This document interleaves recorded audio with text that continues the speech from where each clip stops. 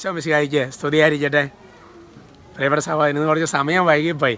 ഇല്ല, യുവജനങ്ങൾക്കുള്ള ക്ലാസ് കഴിഞ്ഞ് കുട്ടികളെ കണ്ട് ഇപ്പോൾ അങ്ങോട്ട് ഫ്രീ ആയേ ഉള്ളൂ. ബഹുമാനപ്പെട്ട വട്ടാരച്ചൻ അൽമാരി ധ്യാനത്തിന് ക്ലാസ്സുകൾ എടുത്തുകൊണ്ടിരിക്കുകയാണ്. ഹല്ലേലൂയ.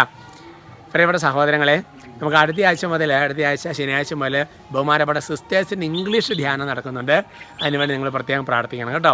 ഇംഗ്ലീഷ് സ്പീക്കിംഗ് ആയിട്ടുള്ള സിസ്റ്റേഴ്സിനുള്ള ധ്യാനമാണ്. പ്രത്യേകം പ്രാർത്ഥനയിൽ ഓർക്കണം കേട്ടോ. പറയാം ഹല്ലേലൂയ. സുഖമാണല്ലോ അല്ലേ? സന്തോഷമായിരിക്കുക, തളർന്നു പോകരുത്. Praise the Lord. പ്രിയപ്പെട്ട സഹോദരങ്ങളെ, ഇന്ന് നിങ്ങളോട് പറയാൻ ഉള്ളിൽ തോന്നിയ വചനം ഫിലിപ്പി ലേഖനം 1-ാമത്തെ അധ്യായത്തിന് 5-ാമത്തെ വാക്യമാണ്. അതിൻ്റെ പശ്ചാത്തലം ഇങ്ങനെയാണ്. പല മനുഷ്യർ പല കാര്യത്തിലും പറയും അല്ലേ, നല്ല നല്ല കൂട്ടായ്മ വേണം, ഐക്യം വേണം, സ്നേഹം വേണം എന്ന് പലതരത്തിൽ നമ്മൾ പറയാറുണ്ട്. അവനെ പറഞ്ഞിട്ട് കാര്യമില്ല, അവനൊരു കൂട്ടായ്മയില്ല എന്നൊക്കെ പറഞ്ഞ് ചില ആൾക്കാരെ നമ്മൾ ചിലപ്പോൾ മാറ്റി നിർത്താറുമുണ്ട്. അല്ലെങ്കിൽ കുടുംബത്തിലാണെങ്കിലും കൂട്ടായ്മ ഐക്യം വേണമെന്ന് പറയാറുണ്ട്. അല്ലെങ്കിൽ ഇടയ്ക്കിടയ്ക്ക് വെള്ളം വറ്റിപ്പോകുന്ന ഒരു അരുവി പോലെ ആകരുതെന്ന് പറയുകയും ചെയ്യാറുണ്ട്. എൻ്റെ പ്രിയപ്പെട്ട സഹോദരങ്ങളെ, വാസ്തവത്തിൽ ചില ആൾക്കാരുണ്ടെന്നറിയോ, പാപത്തിന് കൂട്ടായ്മ, മദ്യപാനത്തിൻ്റെ കൂട്ടായ്മ, അശുദ്ധിയുടെ കൂട്ടായ്മ. വാസ്തവത്തിൽ എന്തിനാണ് കൂട്ടായ്മ ഉണ്ടാകേണ്ടത്? ഫിലിപ്പ് 1:5 വചനം പഠിപ്പിക്കുന്നത് ഇങ്ങനെയാണ്: ആദ്യ ദിവസം മുതൽ ഇന്ന് വരെ സുവിശേഷ പ്രചാരണത്തിലുള്ള നിങ്ങളുടെ കൂട്ടായ്മയ്ക്ക് ഞാൻ നന്ദി പറയുന്നു. പൗലോസ്ലീഹ ഫിലിപ്പിയർക്ക് ലേഖനം എഴുതുമ്പോൾ പറയുക, പൗലോസ്ലീഹ ഫിലിപ്പിയർ അന്ന് കണ്ടുമുട്ടിയത് എന്ന് മുതൽ എന്നിട്ട് പൗലോസ്ലീഹ ലേഖനം എഴുതുന്ന അന്ന് വരെയുള്ള കാലഘട്ടത്തിൽ ഇവർക്ക് എല്ലാ കാലത്തും ഒരു കാര്യത്തിൽ കൂട്ടായ്മയുണ്ടായിരുന്നു. എന്തിന്?